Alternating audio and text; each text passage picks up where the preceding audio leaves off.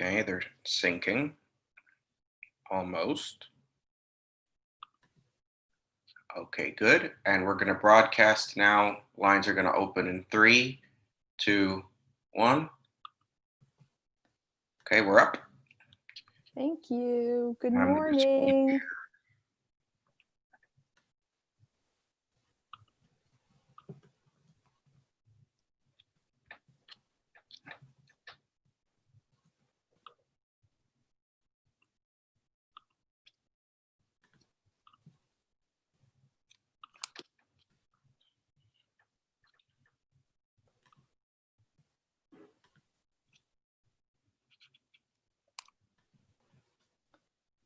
Good morning, everyone. We're going to start in 1 minute. In the meantime, if there are questions, you have Q&A and chat on all of our different streams. So feel free to plug in any EWC related questions or any questions regarding our great topic for the day, learning from failure. We're so happy you can join us today. Welcome. While we wait for a few more people, we have a slide up that explains global pool versus country competition. We're still getting a lot of questions about that. If your country is not on the country list on the left-hand side of the slide, that means that you have a national organizer or there's one in the works, and you will be contacted by that team to let you know what the process will be at the national level for the competition. There are still a few countries where they're still in talks with a potential national organizer. So we'll be notifying a few additional countries over the next couple of weeks. But in the meantime, the countries that you see on that list, there are 60, I believe, 62. These countries all will have to go on EWC Accelerates. Any participant who wants to be viewed as a potential global pool applicant, you have either 2 or 3 additional deliverables that need to be turned in coming up pretty soon. I believe the deadline is June 15th.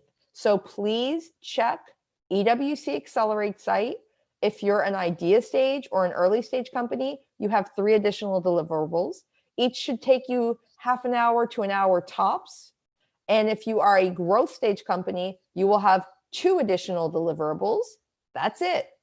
Again, 30 minutes to an hour tops, but it gives us enough to be able to review and pick the top 150 or so companies that will be representing the global pool companies into our very exciting accelerator we're running this summer.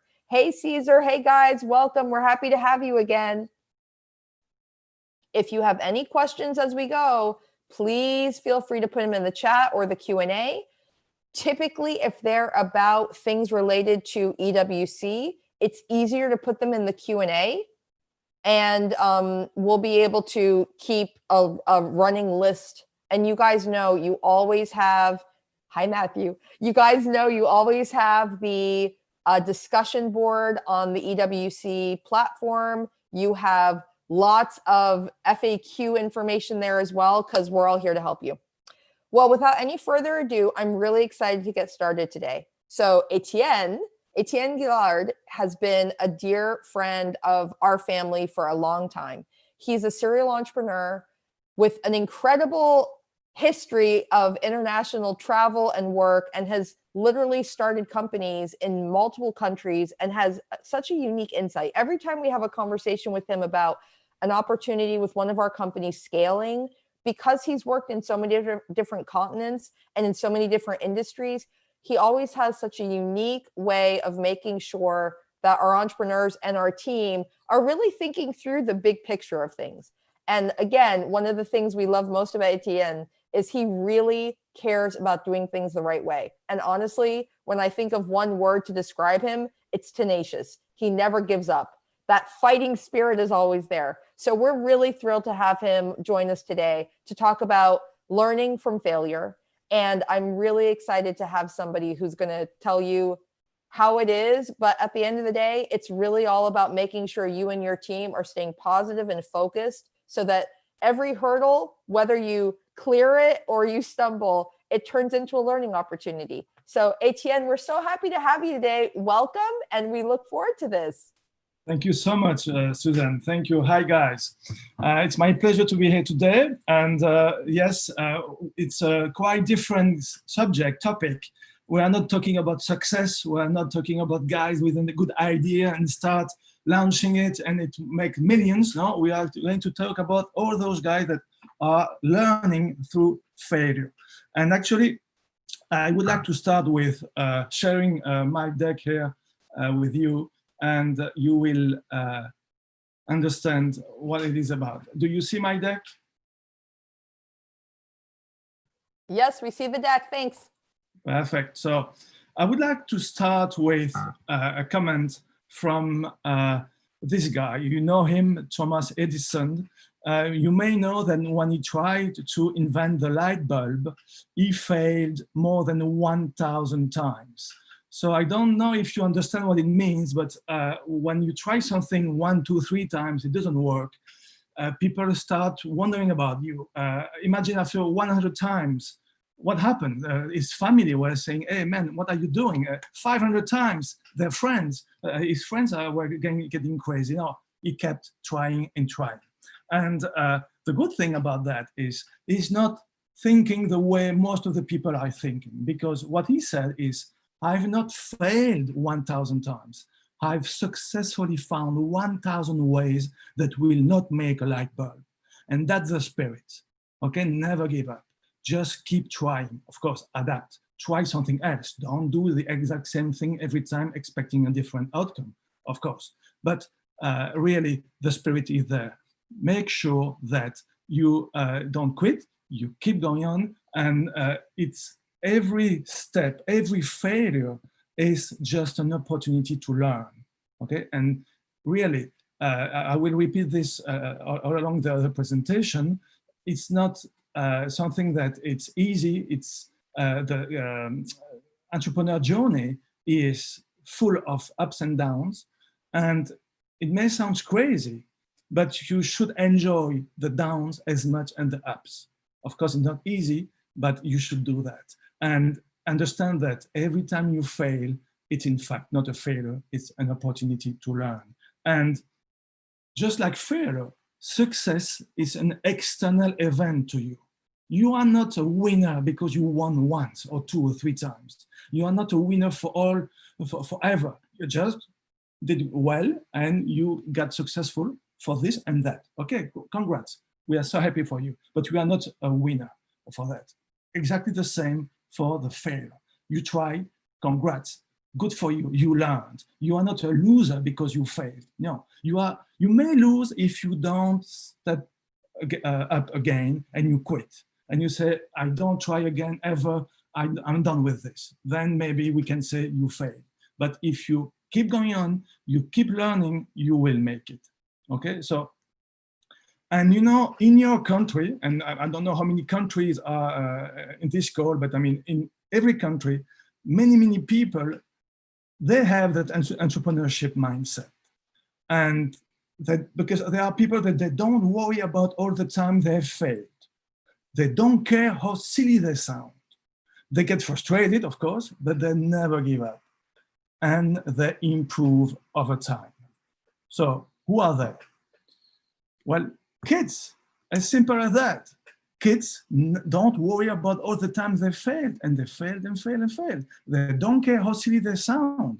They get frustrated, but they never give up, okay? And they improve over time. So please stay being a kid. Just as you have more experience, you should keep improving more and get better results. But don't lose that spirit. It's a good one. Okay, keep learning, keep improving. This is not about just having an idea and launching a concept and being rich. No, it's about a learning process. And the CB Inside company, they did a quite nice study, post-mortem analysis. So asking many entrepreneurs and startup owners, okay, guys, you failed. Okay, why? Why did you fail? And they came up with a list of the 20 most frequently given reasons for failure. and I will give you a percentage of every reason. But of course, if you add that up, it's more than 100% because there is rarely one reason for a single startup failure. Okay, so the question is, what is the number one reason? Okay, so I'm not going to answer that question right now. I would like you to take a paper and just write down what you think is the number one reason why startups are failing. And I can tell you that 42% of the failure are caused by that reason. Okay, 42%. So imagine how big it is. And write it down or keep it in your mind, and we will come back to this reason later. But let's start with reason number 20. 7% of the cases companies have faced that problem is basically being married with a bad idea or a bad person, the not correct team member, or a bad decision. You must learn that if your product is not good enough, you have to switch.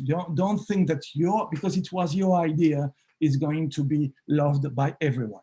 So learn to pivot when necessary. And if you hire someone, here in the US, we used to say, hire slow, fire fast. Okay, so if it doesn't work, it doesn't work. No big deal. It's nothing personal. We need to have always the best team on board. And if you don't do that, if you stick with your bad product because you are convinced that you are right and your customer is wrong, because you want to maintain that person because he's a friend or family or so on, or you want to stick with your bad decision, at the end, what you are going to have is you are going to sap your resources and money.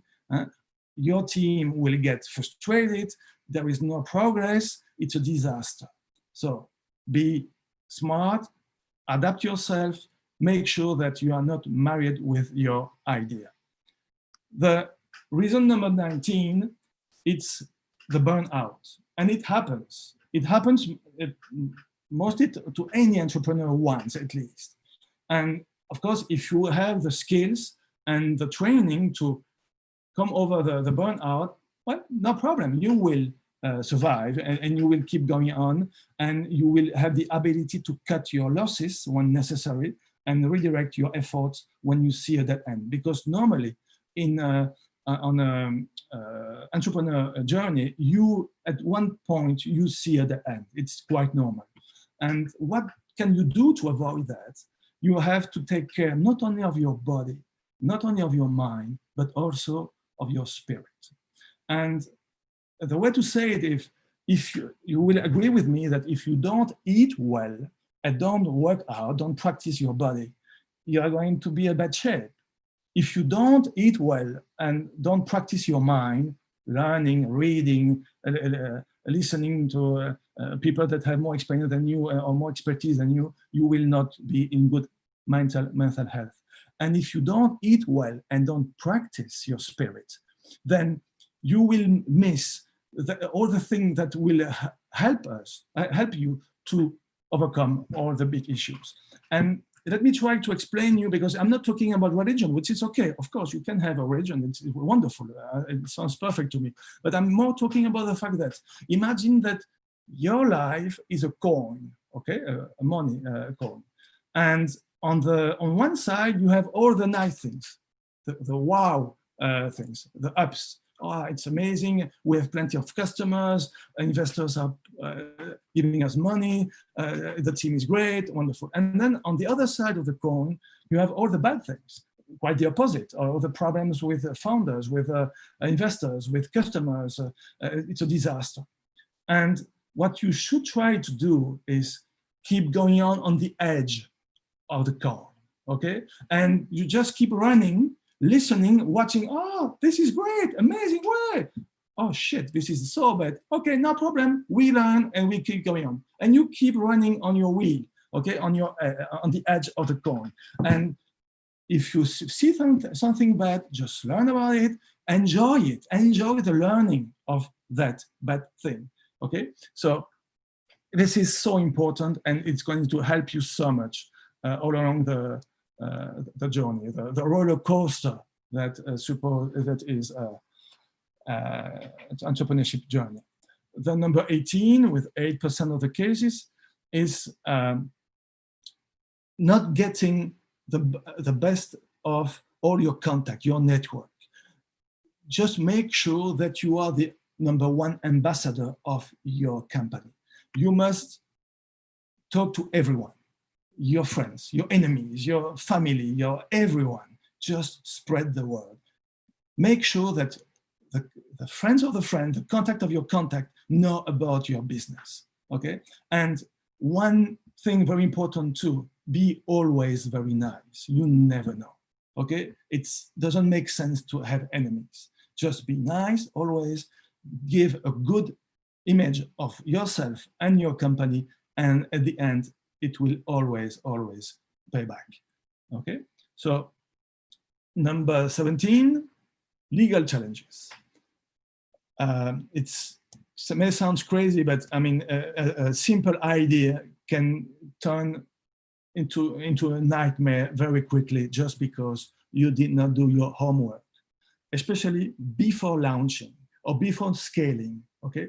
Once you are still testing, okay, do by the book as much as you can, but don't start scaling if you are not 100% sure that what you are doing is by the book, and you are compliant with all the rules, because you will have problems. And maybe the competitors are going to look at you and say, hey, those guys are taking my business. Can I kill them? Either I buy them or I kill them. So if there is any problem with regulation, you will have them. So make sure, do your homework. Don't do that just like that music startup here on my slide, saying that they spend more money on lawyers than on the service they wanted to provide to the users, okay? Number 16, the startup death valley does exist. And all the startups, or nearly all of them, go through that startup valley, death valley. What does it mean? It means that before launching, make sure that you have enough money for the next 18 months. Try to make that, I mean, at least. Because once we launch, no one is going to bet on you until you have good metrics. Before you launch, they will look at you as, are you a good entrepreneur? Do you execute? Do you have a good product solving a real problem? Do you have the right team? Do you have the market big enough? All those things. And then they know you, they know people who knows you, and they say, okay, we think that that team will be going to be able to solve that problem, which is a very big problem, with that great solution they are designing, and the team is wonderful and the market is big. So we will give them money. And you raise that money, and then once you launch, it's too late. No one is going, everyone is going to ask you, did you launch? Yes. So what? Metrics. How many recurrent active users do you have? Oh, no, yeah, it's coming. No, you know, we are testing marketing thing. Yeah, okay, but how many recurrent active users do you have? No, yeah, I know, but we have to pivot a little bit. We have to, okay, so come back to me once your product will have a fit, a market fit, and you will have customers thinking the way you think, so thinking that your product, your service is great. And only at that stage, when you will have good metrics, good KPIs, results, basically normally customers and recurrent active users, then you will raise more money. Of course, you know about stories about guys that have no customer, no product, nothing, and they keep raising money and money. Okay, it exists, but 1 in a million. So if you have the opportunity to be one of those guys, 1 in a million, do it. But if you are more realistic and think that maybe you are not one in a million, but just one of the good one in that million, so just take care of the startup death valley. It does exist. It's very tough. It's because you have been spending so many times to prepare something, to raise money, because it takes so many time to build a team, and then you launch thinking that it's going to be a big success. But as you should know, everything takes 2 to 3 more times than expected and costs 2 to 3 more times than expected. So if you have 6-month runway when you launch, you are pretty sure you are going to be too short, because it's going to take more time than that. 15, location. So here we have a team is working remotely. So you are going to tell me, so it's a big problem now with COVID virus and so on. Well, this means that to me that if you are not good at managing a team in-house, then having that team remotely will not make it easier, definitely.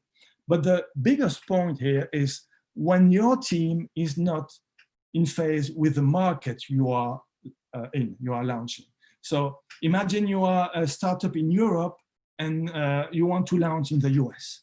If you don't have in your team people who knows very well the US market, you will fail. It's 99% sure you will fail. Okay, same if you are in Asia and Africa and Latin America, it's just an example, but make sure that you know your market, okay, and your team is not disconnected to that market. And that can be a big problem when you work remotely, okay? But but it's 9% of the cases. Number 14, lack of passion and domain expertise. So you must live through your concept. It must be your obsession, okay? Because it's going to be a long, long journey. And if you lose that focus and that passion, it will not work, okay?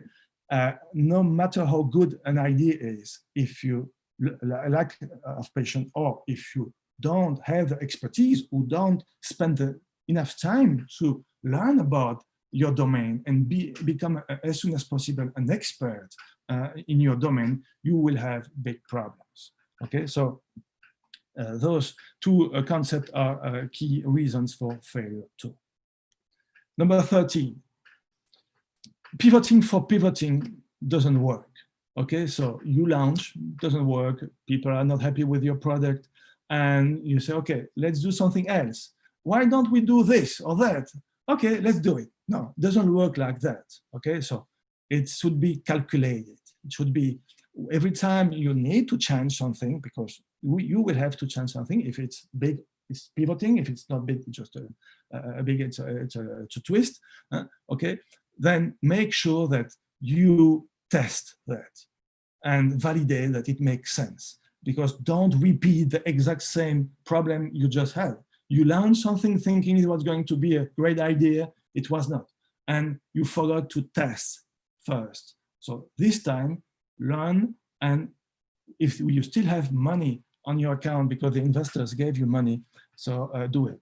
You have that example with Slack. The Slack team, they started raising money for a video game. It failed, and they had still money on their account. They experienced a problem, communication problem within the team, and they decided to find an alternative to the email. And with the money they raised for the video games, they pivot to the Slack concept. So quite crazy, but it's the story. Okay, so so this one I lived it personally. So is make sure that you are in phase with your co-founders and investors.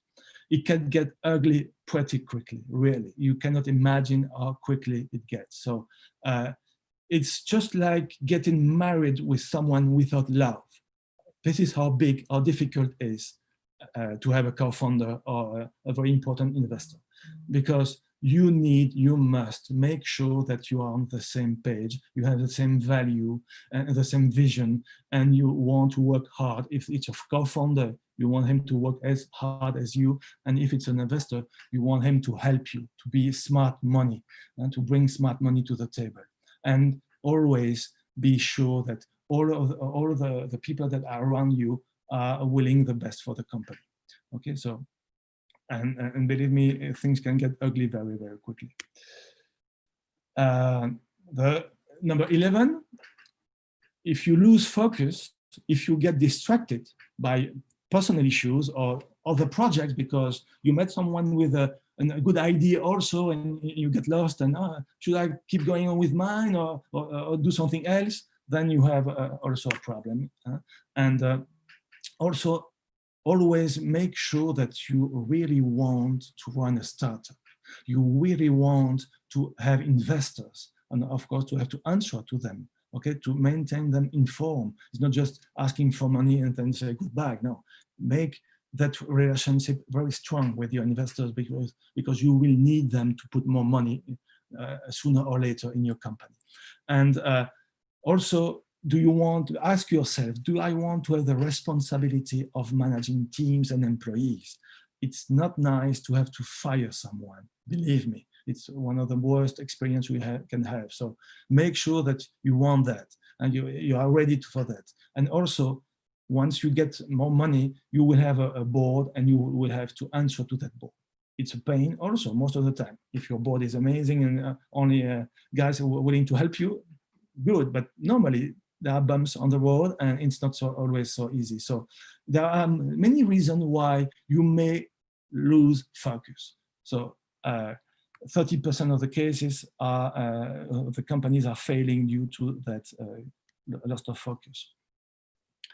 This one sounds quite obvious, but I mean, of course, it have to be here. It's you launch your product too early or too late. Okay, your product is not good enough, the market is not ready, or you have missed your window of opportunity in the market. If you have to choose between being too late or too early, there is no doubt about the answer. Be too early. Why? Because if it's too late, it's too late. Bye-bye, thank you. You lost your opportunity. If it's too early, you may have an option to solve it. And actually, many times, too many projects are failing because people, they want to have the perfect product. I want to be wonderful, 100% as I imagine when I study with the idea, I want to this, and until I don't have the perfect product, I'm not going to launch. No, don't do that. Launch as soon as you can with something that is working, something that the customer will say, wow, I love it, but don't wait too much time. The reason number 9, take care of your customer. Listen to them. Okay, if you ignore them, it's a sure way to fail. Okay, so you are not right. They are right.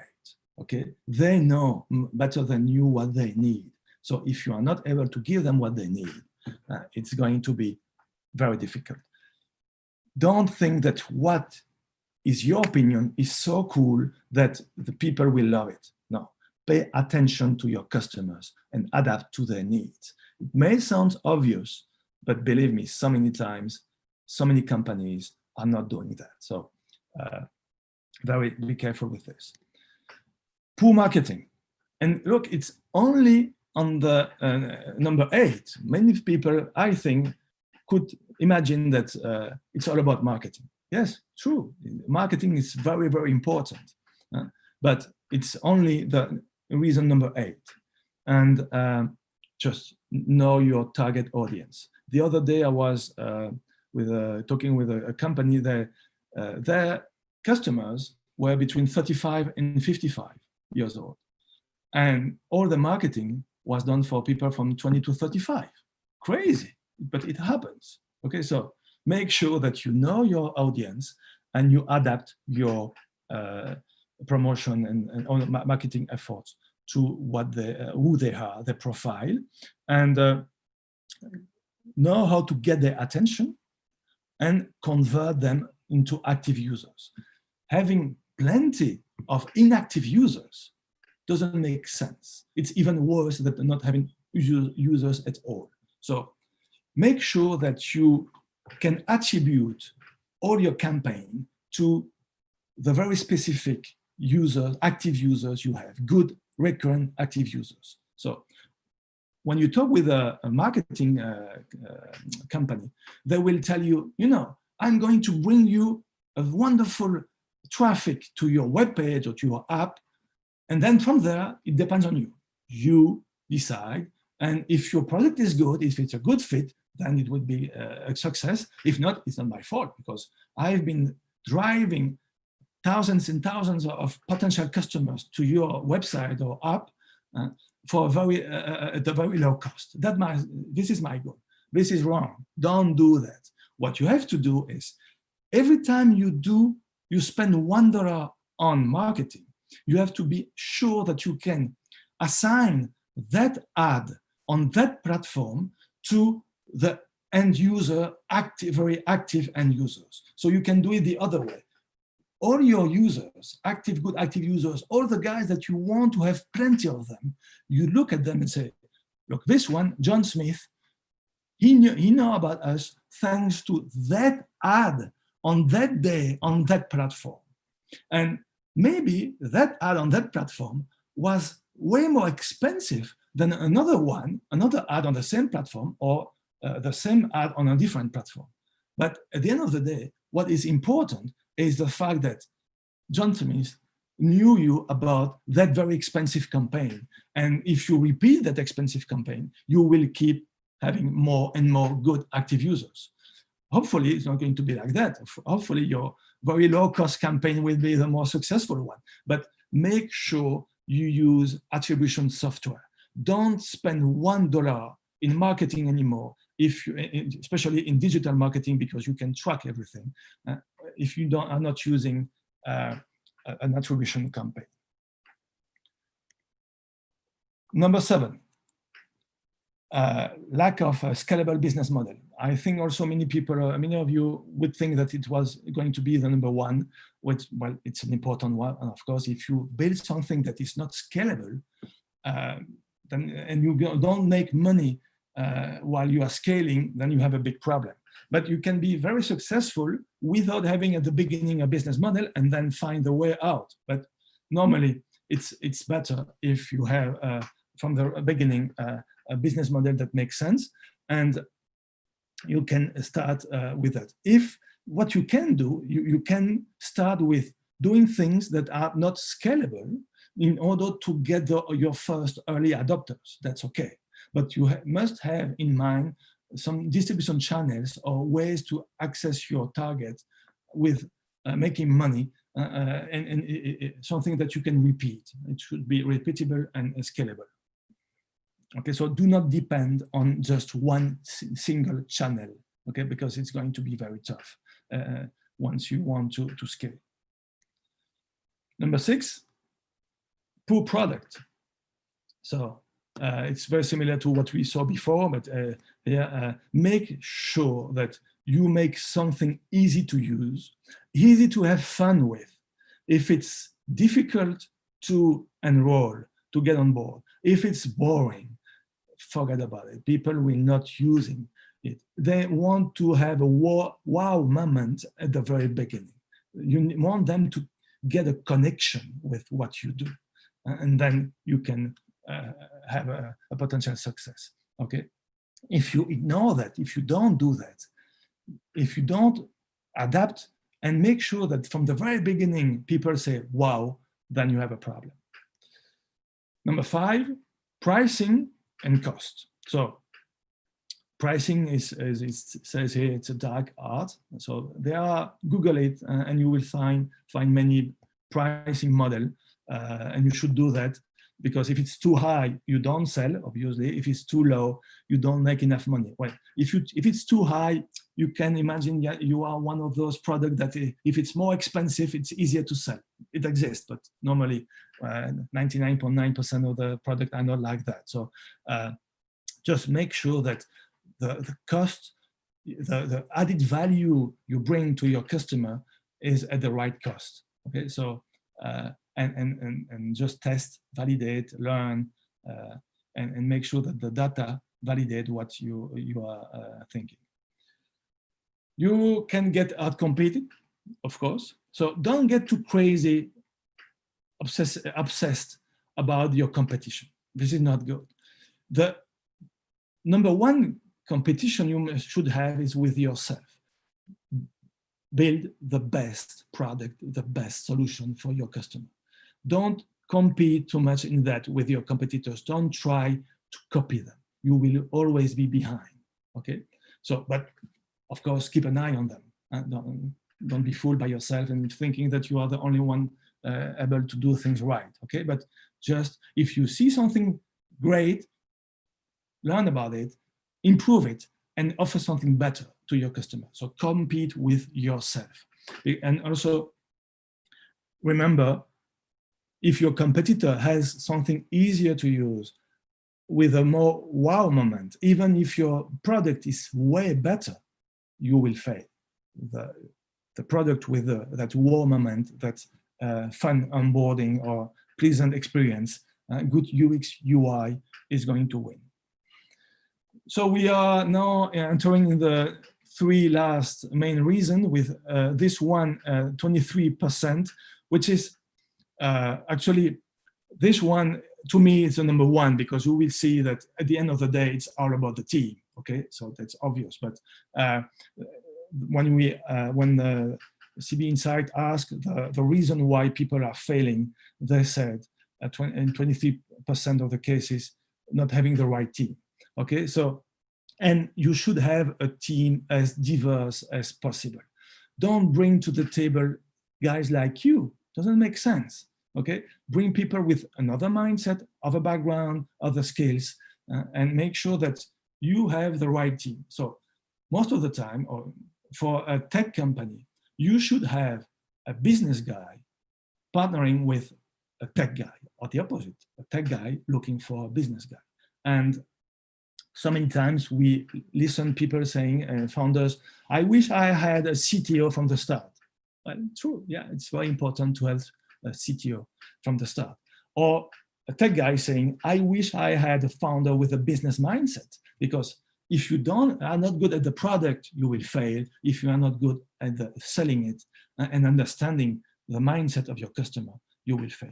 So make sure that you have the right team. And later, after this, I will talk about it a little bit more because it's so important. Number two, well, yeah, you may run out of cash, okay? And money and time is not finite, are not finite. Is not infinite, are finite, sorry. And make sure that you spend your money wisely. In the year 2000, I raised $1 million, which is like 2 to 3 million right now. And when I saw that money on the bank account, I thought, oh, this is never end. It's going to be forever. There is no point that we are going to spend so much money in the coming month. Well, we did spend the money. The company still exists, but we did not spend that money very wisely, believe me. So although we did all our best, it's so easy to spend too much money just because you have it and you think that it's going to last. It's not like that. Number one, so come back to your paper or to your mind, your memories, and what is the number one reason? Ready? Go. Looking for a problem to solve. Please, when you meet someone telling you, you know what, I have a great idea, tell him on my behalf, bullshit, I don't care. What is the problem you are solving? This is the only question you have to answer at the very beginning of the process. If you don't have the answer to that question, 42% of the cases, you will fail, 42%. Make sure that, of course, you need a great team, you need a great technology, you need a great data analytics to make sure that you know what's going on. You need great advisors, you need money, you need everything like that, okay? But if you do not solve a pain point in a scalable way, you will fail, okay? So please, don't talk about ideas, talk about solving a problem. Make sure that that problem is a big problem, a real problem, and a problem that people are living, are feeling. It's not because millions of people may have a problem, but they are very happy with the current solution, so forget about it. If they have a problem and you bring a solution and they try it and they love it, then you may have a big success. Okay, so I repeat, make sure you are able to answer to that very first question. What is the problem am I solving? And then next question is my solution the best one? Why is it better than the others? Is the market a big market? Do I have the team? All those questions, but the number one is, am I solving a real problem? So 3 examples. BP, they raised 149 million, good for them. Used car marketplace, it was a good idea, but an extremely bad execution. They burned 7 million every month. Okay, so it's crazy, just for a web page. Okay, they burned 7 million every month. They bought a 10,000 sofa value, okay, just for the office. Because they went crazy. They thought that the money will never run out. It does. So be cautious. Make sure that every dollar you spend it to bring one good, recurrent, active user. Okay? So, Juicero, they raised 120 million and they built a $699 Wi-Fi connected luxury juicer. And the founder was so crazy enough to say that, to compare himself with Steve Jobs in his mission for juicing perfection. Well, it happened that the public disagree with that guy and they don't want to have to pay $699 for a juicer. So they cut the price and tried with $399, but it was too late. So conclusion, test your price, make sure it makes sense. Test your product before going to market. There is so many ways to test something. You don't need to build an industry around something to make a prototype, an MVP, a minimum viable product, something that works and people can test, do mock-ups. There are so many ways to test something without building it, okay? And my third example for today is Doppler Labs. They raised only 50 million and they were doing airports. And they had many issues with production, and which is actually the main problem with hardware. You always have problem with production, with stock, with shipping, with so many things. In this case, the battery was very bad, and basically you could only listen 2 hours of music, so it was not the point. And they plan to sell 100,000 airports. They sell 25, which is 25,000, which is not so bad. But I mean, doesn't make sense to try to compete with the big 5, Apple, Microsoft, Google, Amazon, and Facebook. Don't do that. Don't start a hardware company. It's too difficult. Don't do that, okay? So this was a post-mortem analysis, okay? But why don't you do a pre-mortem analysis? Don't wait the failure to start thinking about, imagine if in 3 years, we have failed. What happened? Why? So divide your team in 2 groups. One group, you ask them, imagine we are in 2023. We have been a huge success. We have millions of users. Tell me the story. How did we do that? What happened? What did we do right? What happened that we have been so successful? And on the opposite, with the other group, tell them, imagine we are in 2023 and we just closed. You have been fired, it has been a disaster. Why? Tell me the journey, what happened? And you can ask them to get crazy at the beginning, atomic bomb, COVID virus, or something like that, but then try to, okay, but then what, and what, and what? Just to make sure that they give you something that brings value. And then you compare the 2 stories, and you will be able to see that there are things in common. And take out the 1, 2, 3, 4 things that make sense for you, and keep that on a sign in front of your desk, okay? We must take care of this, be careful with this, because one of the most potential reason of failure for us will be this, okay? So it will be very, very helpful. Don't wait to be dead to start doing the pre-mortem analysis, okay? Don't do a post-mortem, do a pre-mortem. Another thing that I wanted to talk about, and I'm finishing now with this, is build a team who does the right thing even if no one is watching. If you need to be behind every member of the team, and worse, behind your co-founders, it's going to be a nightmare. You are going to spend your time solving problems that have been created by your own team. So please, really, it's especially when you start scaling, okay? If it's a number one key of success for scaling. Make sure that when you hire someone, it's the right person. So what are the questions you should ask yourself? And I'm finishing with this. How to select the right business partner, which is so important. And then also you can apply this for any employee, basically. First question, is that person a smart person? If that person is smarter than you, it's better, okay?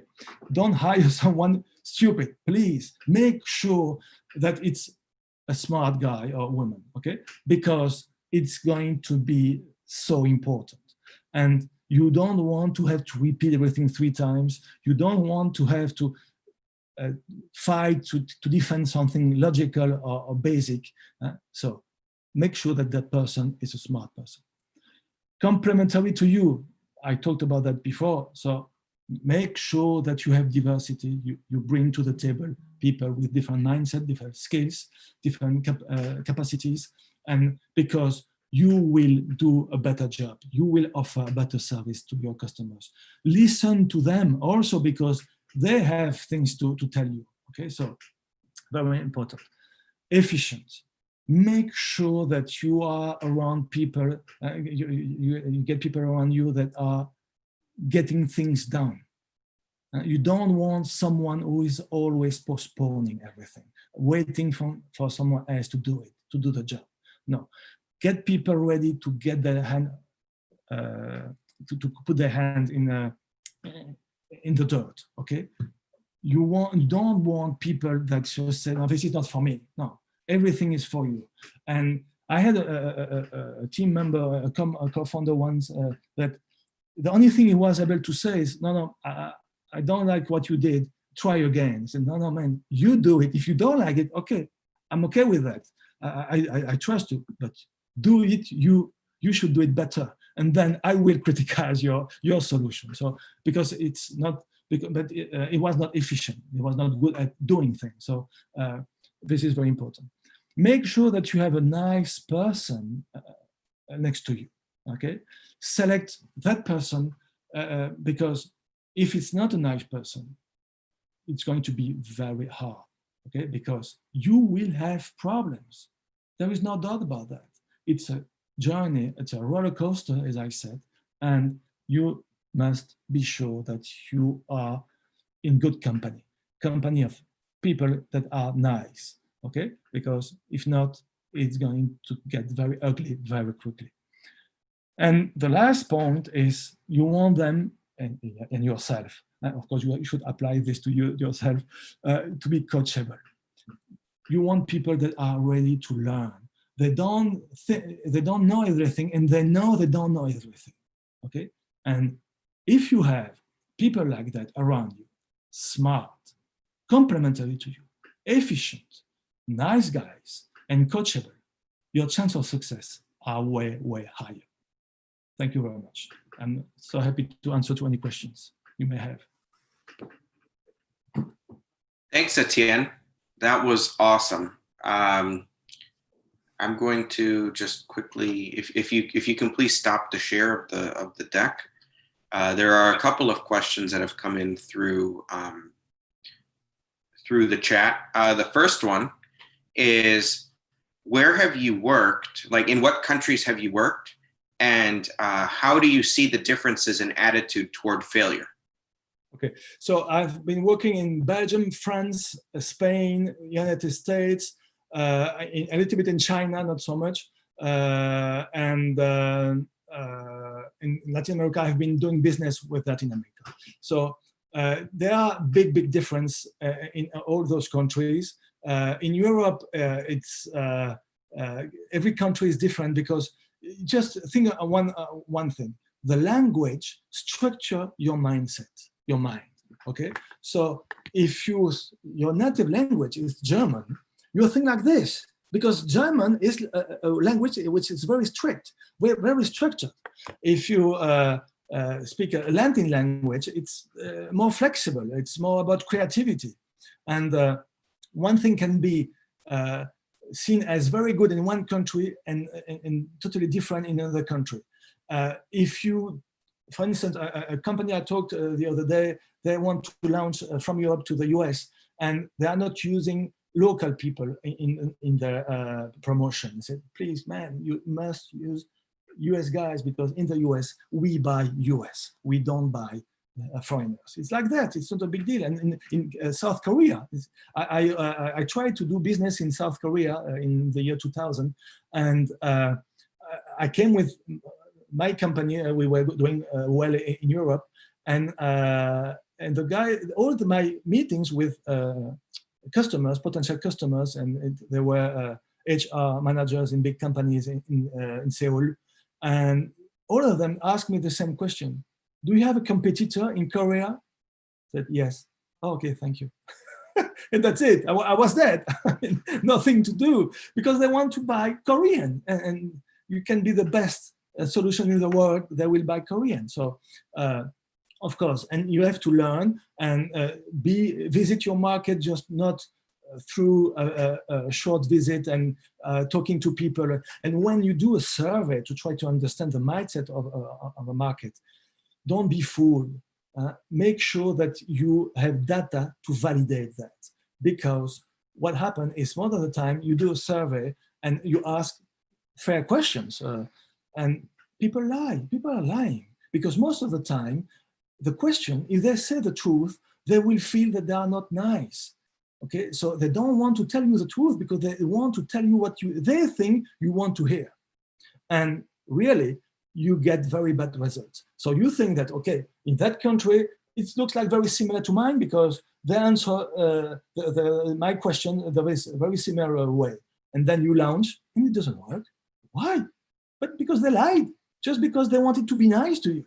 Not because they are bad people, just because they wanted to be nice to you. So they lied. And when you start tracking your data, and please make sure that every time you do something, you do the lean concept. Okay, so you don't spend a lot of money. You try to validate your hypothesis with data, and you gather all the data. You analyze the data. You learn from the data, and you try again. Okay, data don't lie. People do because they want to be nice. All right, awesome. One question came in, and I'm going to take this one from YouTube. So, helpful advice for selecting business partners. There is a point for having nice partners. People say that nice people are not efficient, though. What are your comments? Just because to be nice is not enough, but you can be very efficient and nice. There is no reason to be a bad guy. I mean, and hopefully, not hopefully, I'm sure that you can find very efficient, very smart, very effective people, and they are, on top of that, they are nice. But if they are not, then you will have big problems, and it's going to be very tough. So you can decide, you can go for it, and then when you will have the problem, you will say, oh, maybe he was right. Maybe it's not a good idea to have people. If it's to be smart and that's it is not enough. To be efficient and that's it is not enough. You must have the 4 or 5 points I've been talking about. And if you don't have that, take care. I mean, you will have problems.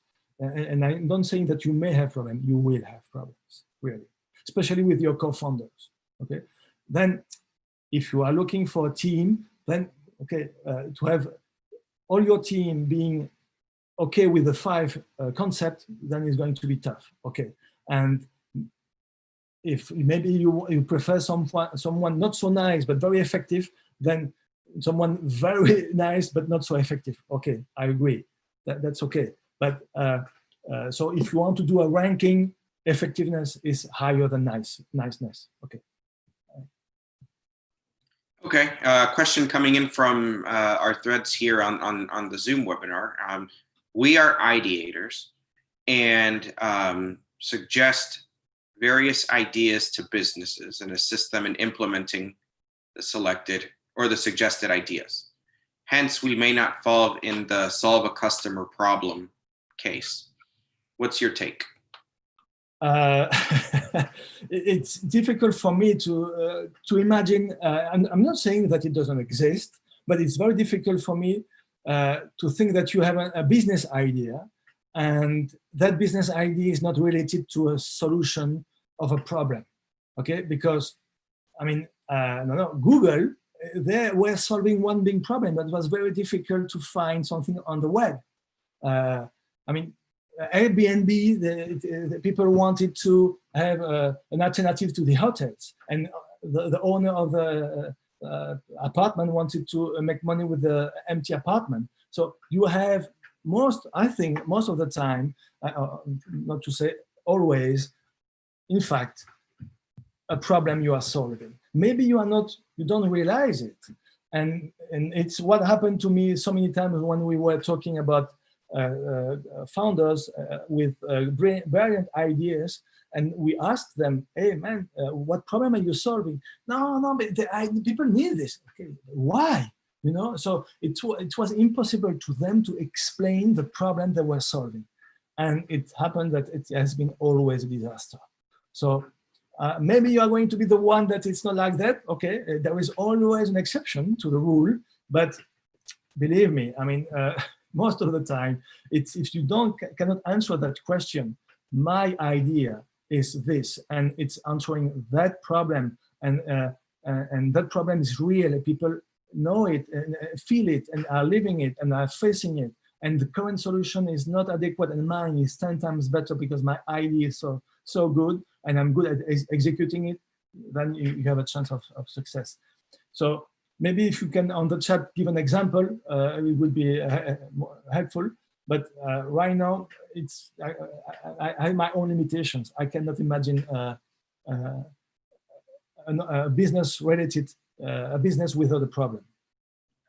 So a question here for some of the individuals that are on the call that might have received investment or are in the process of maybe receiving it, and then we'll have to deal with having to communicate at one point or another failures with investors.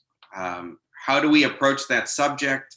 You know, I mean, it's tough, it's complex. What I did always is every month, a newsletter to my investors with metrics, with real data, not bullshit. Okay, don't share things that doesn't make sense or just about we have tried and we do and we have worked hard, and no, metrics, data, things that they can see what you are doing with their money. And I was sending them not only to my investors but to all my potential investors. So it was a 1, 2, 3 pages, 2 pages document, 2-page document, and a PDF, very easy to read with real information. And you know what? All the time, my investor told me, "Thank you, man. You have been so transparent." Because I was not lying to them, of course. When the metric was bad, I said, "Look, this is a bad metric, and this is what we are going to do to try to solve this. And next month, I will give you the feedback and the numbers related to that potential solution to that problem we are facing right now." So, and they love that because they feel that you are very cautious about their money. You are respectful about their money. You just don't take the money and say bye-bye. No, you keep them informed, especially at the early stage. When you have VCs and professional investors, it's a different story because they will be on top of you. So don't worry about that. But when you are at an early stage, be sure that you are respectful of the people who invest in you because they invested in you, okay? And they invested in the illusion of helping you.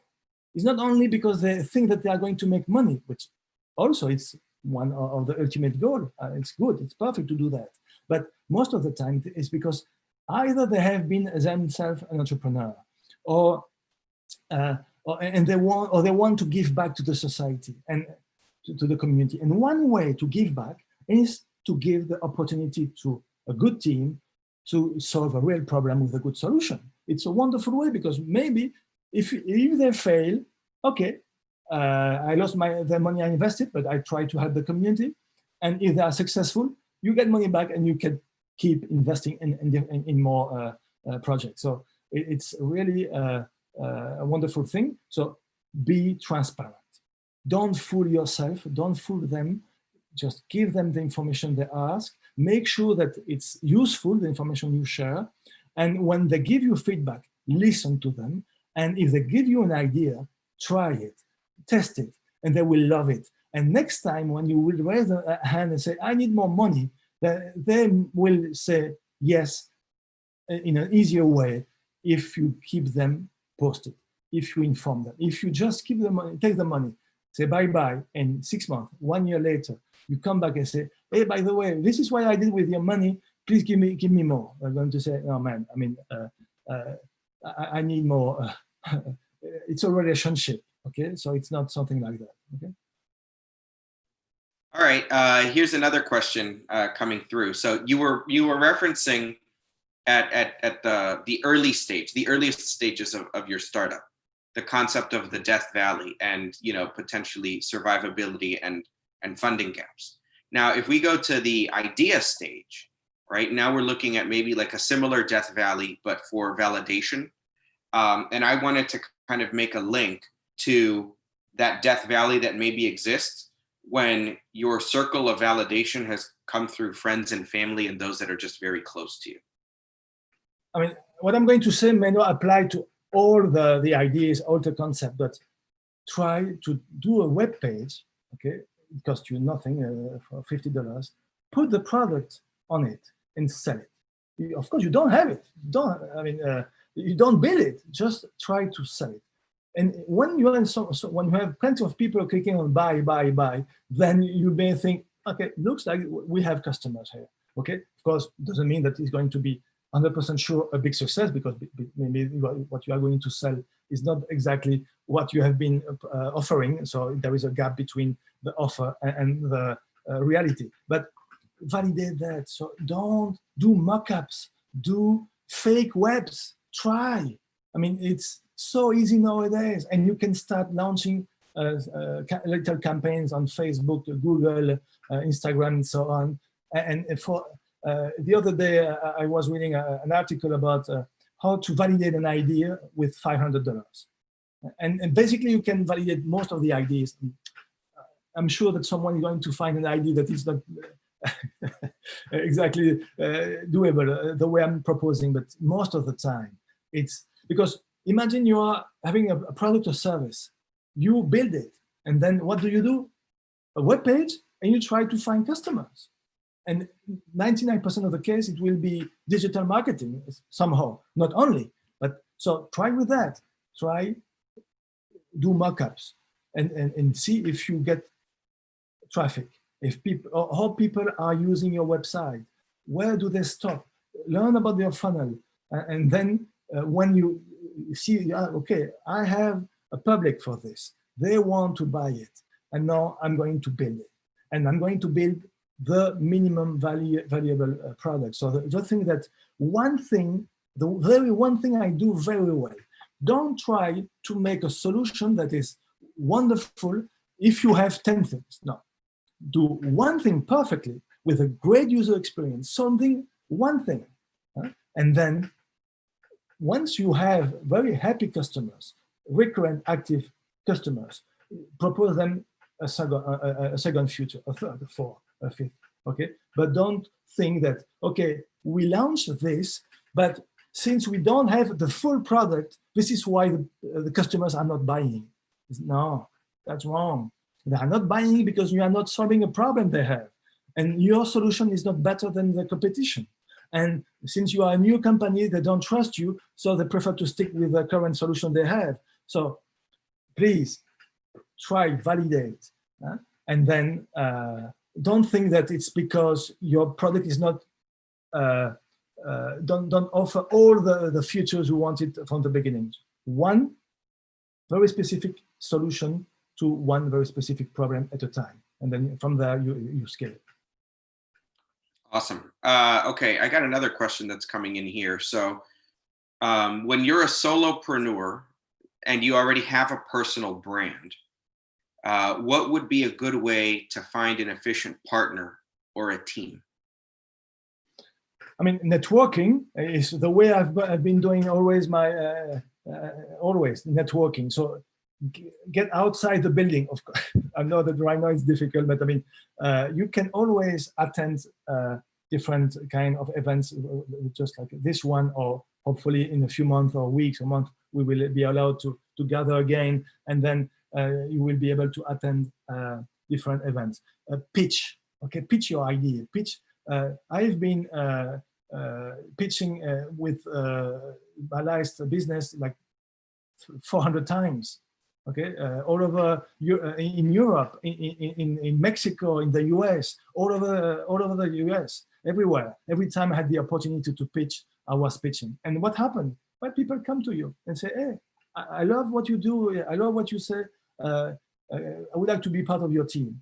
Okay, let's try. And you try. And if it doesn't work, it doesn't work, and that's it. I mean, you don't have any obligation, just give the opportunity to someone who came to you and is asking. Another way to find people is LinkedIn. It's amazing. You post a job description, and then you get people from all over the world that are answering to you. Do a quick survey on SurveyMonkey or Google or Typeform, and then we did that we are looking for team members, and we received 500 candidates. Okay, so what we did, it's a survey, a few questions, the questions that you think that are important to you, and a self-evaluation that you get the result. You filter, you contact only the person that fit with your need, with your mindset, with your value or whatever, and then you start a conversation. So and ask yourself, when you are talking to that person, is he smart?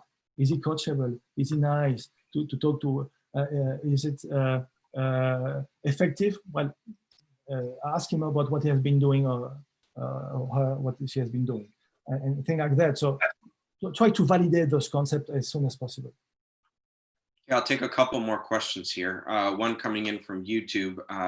How will a service-based solution or company that is B2B to C test or understand their customer needs?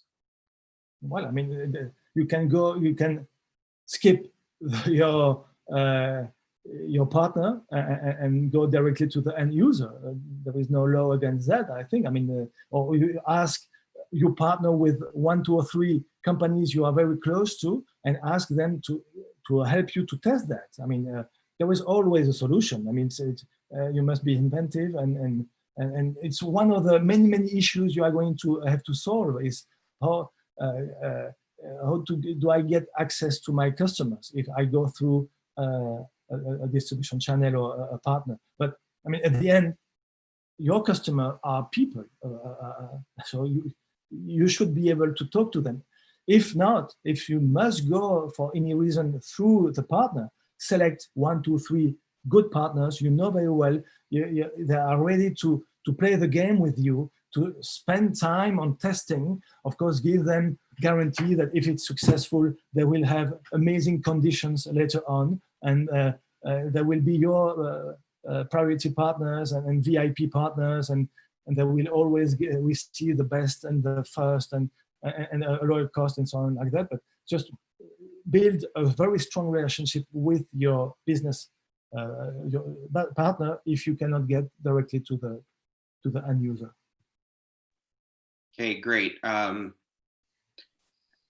how can a leader make his or her team more resilient?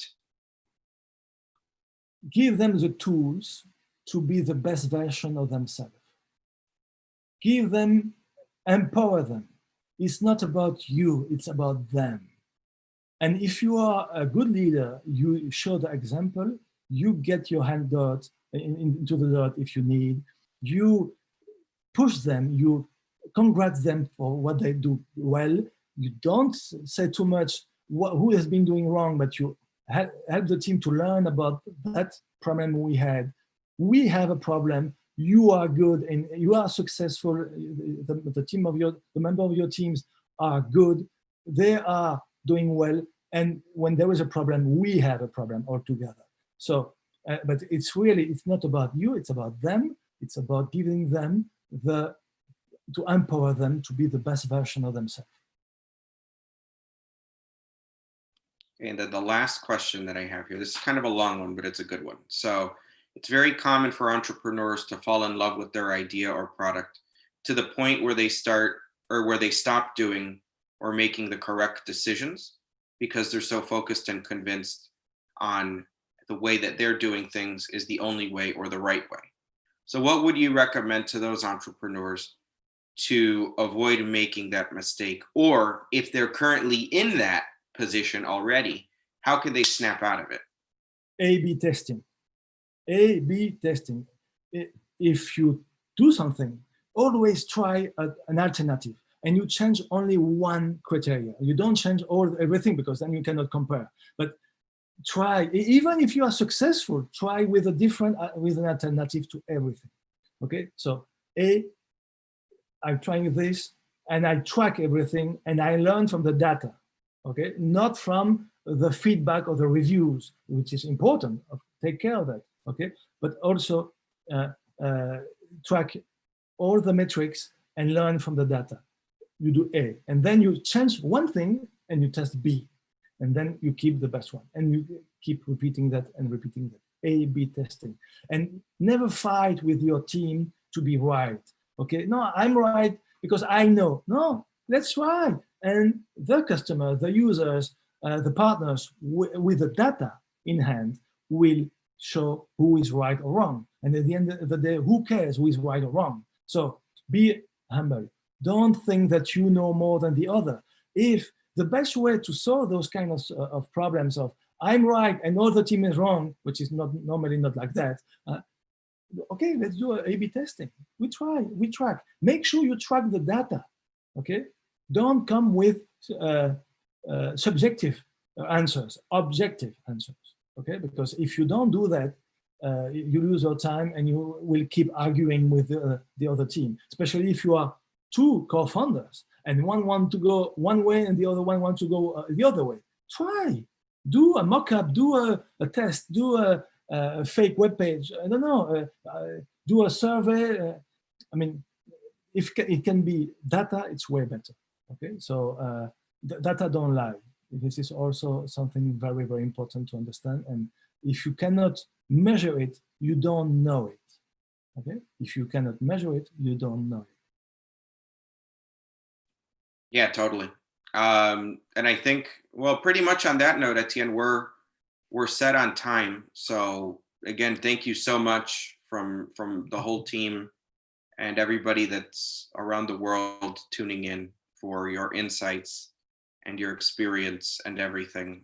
Because yeah, I think this is very, very critical for anybody as they're going through either starting up right now or if they're already in the thick of the work on how they can start to reposition and think about some of these things, especially the pre-mortem approach to, anticipating failure and maybe controlling for those factors. So.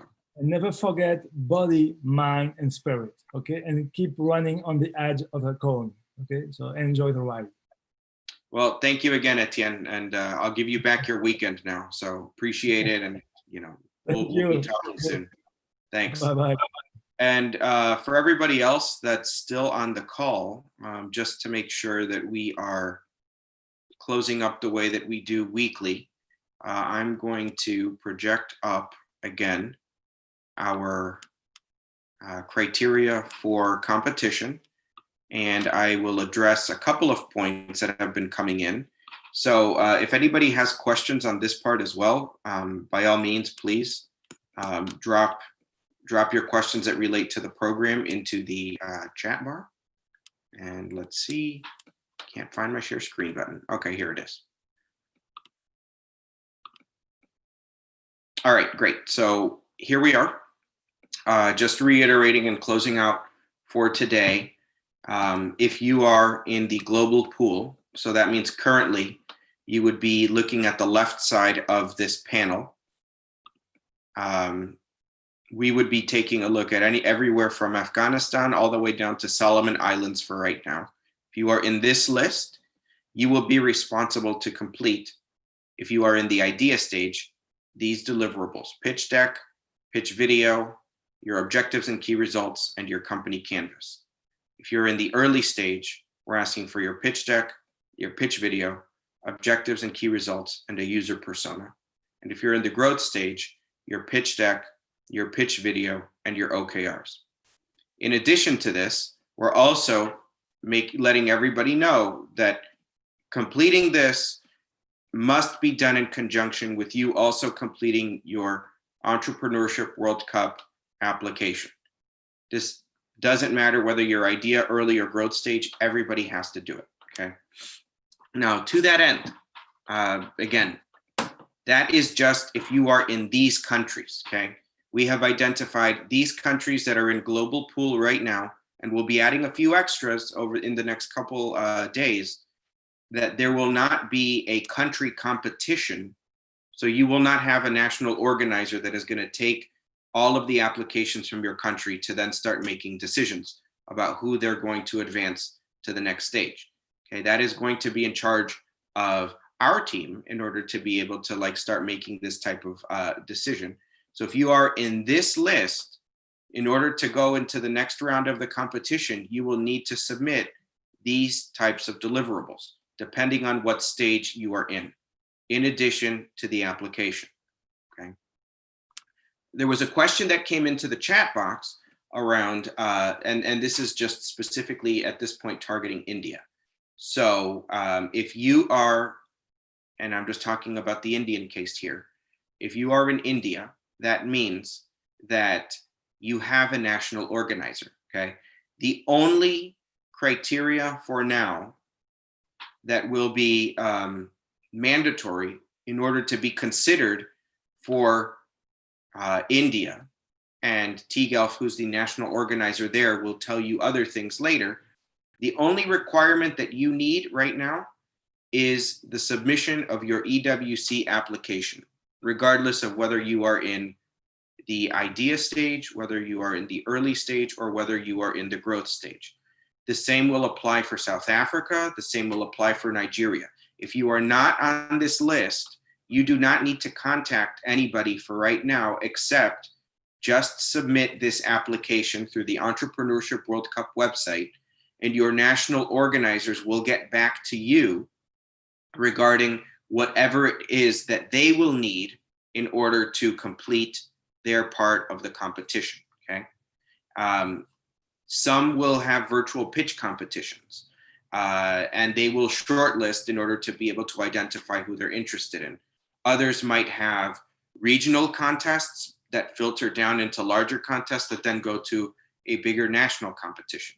So it really depends. At this moment, understanding full well that there's been some disruptions to the way that a lot of people are doing work because, well, COVID-19 is around and all of this stuff. It's understandable that there's a little bit of maybe a disconnect there. But if you are not listed here, that means for now, because I'm getting questions coming in from South Africa, from Nigeria, from India, the only thing we want you to do is this. Just submit your application to Entrepreneurship World Cup. When those national organizers define exactly what they're going to do, they will contact the groups of participants that have completed this. Okay, you must submit the Excel or the EWC application in order to be even considered for any part of their national competition, whatever it may be. Is that clear? Just to make sure, because a couple of questions started to come in. So that is the big distinction between both. Okay. Now, another question came in here. Deadlines and deliverables. So we've extended the application window, which means that we also extended out our deadline for certain deliverables. And that is currently available. So if you go onto the EWC Accelerate platform, you will see the deliverables that are tied to you. If you are in these countries, pay attention to those deliverables. If you are not in these countries, those deliverables are not mandatory. But if you are here, please pay attention to the deadline date. If I'm not mistaken, it might be like June 12th or like June 15, something like that. But it will tell you on each deliverable, okay? It will tell you there. The South African organizer isn't saying anything now because they're most likely still in the process of trying to figure out exactly how they're going to host their competition. And the same for Brazil. So it's the same thing for Brazil as well. You have national organizers thus far. That's why you're not in the global pool list. So because of that, we have to make sure that we wait for your organizers to talk about what the national selection will be in your countries. But the only thing that you have to worry about right now is submitting your EWC application. Okay, if you do not submit the EWC application, there's not much that I can do there. So yes, certainly there was a little issue with the calendar. It was already fixed. We'll be rectifying that moving ahead, and there will be advance notice as well.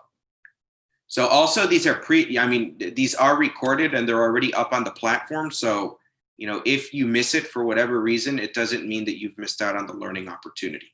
It might take a day or two, maybe 3, in order to get the recorded video up on the platform, but it will be there. So that means that you can also utilize this as a tool to rewatch, besides it being live, which, whether it's because of scheduling or just simply the time difference, right? It's understandable that many individuals might miss it live, but that doesn't mean that you'll be missing the learning opportunity because it's reposted.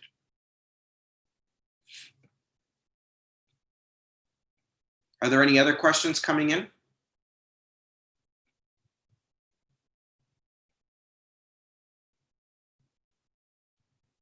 Okay, if you are currently in Nigeria, you are not in the global pool list.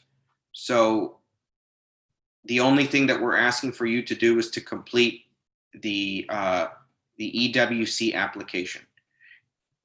If you are interested in still doing the deliverables, that's great, because we've tied videos and we've tied articles to all of these deliverables.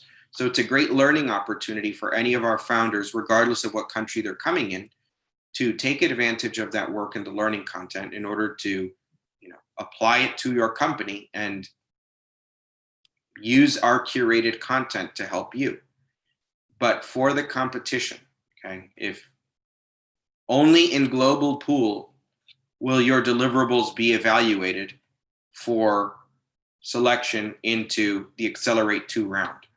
Otherwise, your countries will dictate in country competition what they're going to do.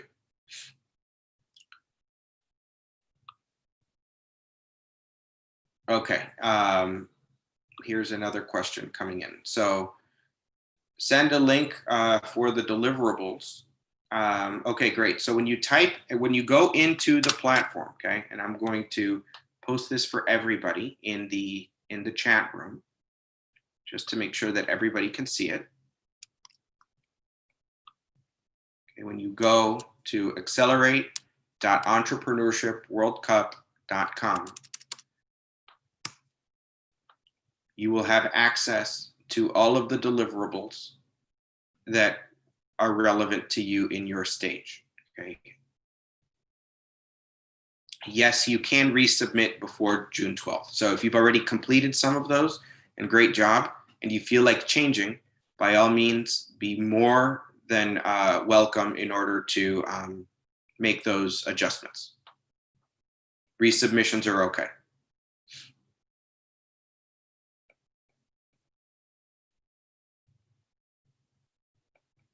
Sure, glad to help there. Okay, so let's see, here's another question that come in.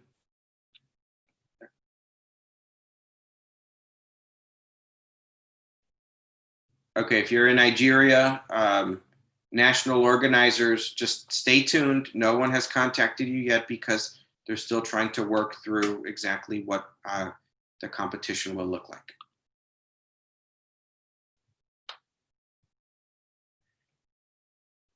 If you do well nationally, you will be selected to go to what's called Accelerate 2. So right now you're in Accelerate 1, which is sort of like easily stated as like a general education phase for everybody. So you have idea stage, early stage, and growth stage. Then we're going to start breaking off into the national competitions. If you do well in the national competitions and you're selected either through the global pool or if you're selected through the country competition, you will be then funneled and filtered into a stage called Accelerate 2. Accelerate 2 will be bringing everybody together that's a national winner from either global pool or country competition to run through a separate program, and we will utilize that as a way to continue on with the rest of the competition. But, one of the things that I'll highlight for everybody here on the list, okay? The Entrepreneurship World Cup is, and I think it's been stated since the beginning, it's more than a competition, okay? And I understand everybody's competitive edge to win and to get ahead, right? And to try to be the best version of yourself as possible. It's commendable. And in fact, it's a great way to be. But remember that Entrepreneurship World Cup is also a community. So you will be able, and that's why the platform exists in such a way, to be able to provide to you, right, regardless of whether or not you're moving from stage to stage, the opportunity to engage with your community, right, to use the discussion boards. As some of you have already been doing, I think it's a great tool. It's a wonderful resource. But in addition to that, you also have access to your learning content. And that learning content will give you the opportunity to always go back. And if you need a little bit of help with your pitch, there's a great video in there about how to build an excellent pitch.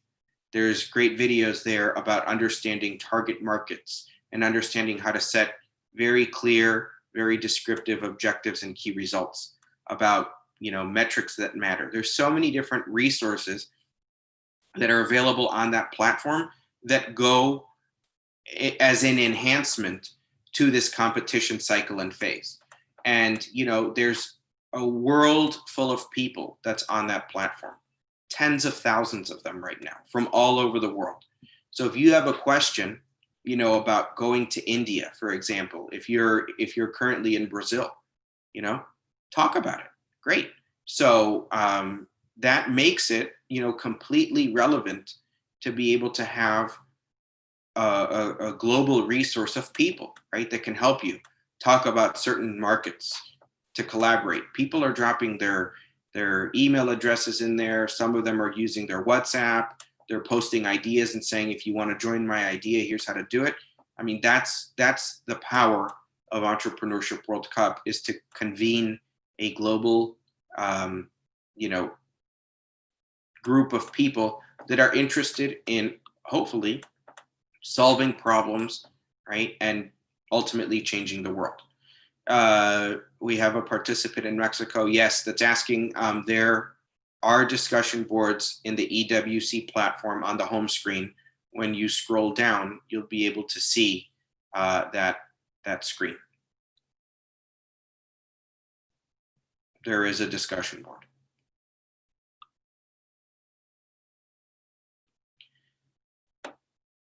Okay, so I'm going to just give this up for another 30 seconds before we close out. So if there's any other question that's coming in, speak now or forever hold your peace until our next call on Tuesday.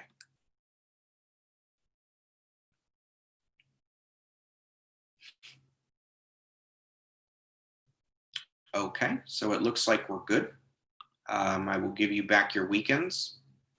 I hope that everybody enjoys the rest of their Saturday, or if you're very far ahead in the world, enjoy your Sunday.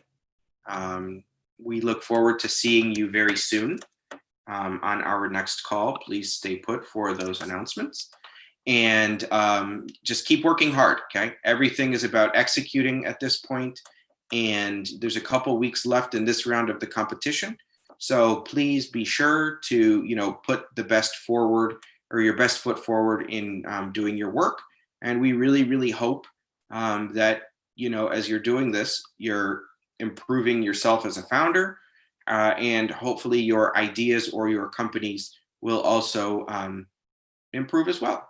So good luck to everybody. And if you need anything, just, message us on the Slack channel or message us through the EWC Accelerates discussion board, and we are here to support you. Thank you, guys.